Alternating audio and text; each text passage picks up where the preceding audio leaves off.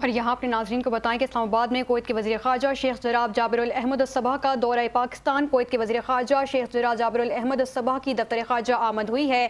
وزیر خارجہ اسحاق ڈار سے ملاقات کریں گے۔ اسلام آباد میں کویت کے وزیر خارجہ شیخ جناب جابر الاحمد الصباح کا دورہ پاکستان۔ اسلام آباد میں کویت کے وزیر خارجہ شیخ جناب جابر الاحمد الصباح کی دفتر خارجہ آمد ہوئی ہے۔ نائب وزیر اعظم و وزیر خارجہ اسحاق ڈار نے ان کا استقبال کیا۔ نائب وزیر اعظم محمد اسحاق ڈار نے معزز مہمان کا استقبال کیا ہے۔ کویت کی وزیر خارجہ شیخ جناب جابر الحمد الصباح کا دورہ پاکستان۔ نائب وزیر اعظم اسحاق ڈار نے معزز مہمان کا استقبال کیا۔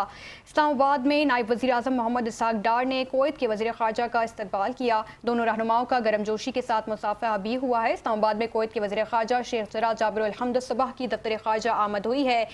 نائب وزیر اعظم اسحاق ڈار نے معزز مہمان کا استقبال کیا۔ دونوں رہنماؤں کا گرمجوشی کے ساتھ مصافحہ بھی ہوا ہے۔ نائب وزیر اعظم محمد اسحاق ڈار نے استقبال کیا ہے۔ اسلام آباد میں کویت کے وزیر خارجہ شیخ جناب جابر الحمد الصباح کی دفتر خارجہ آمد ہوئی ہے۔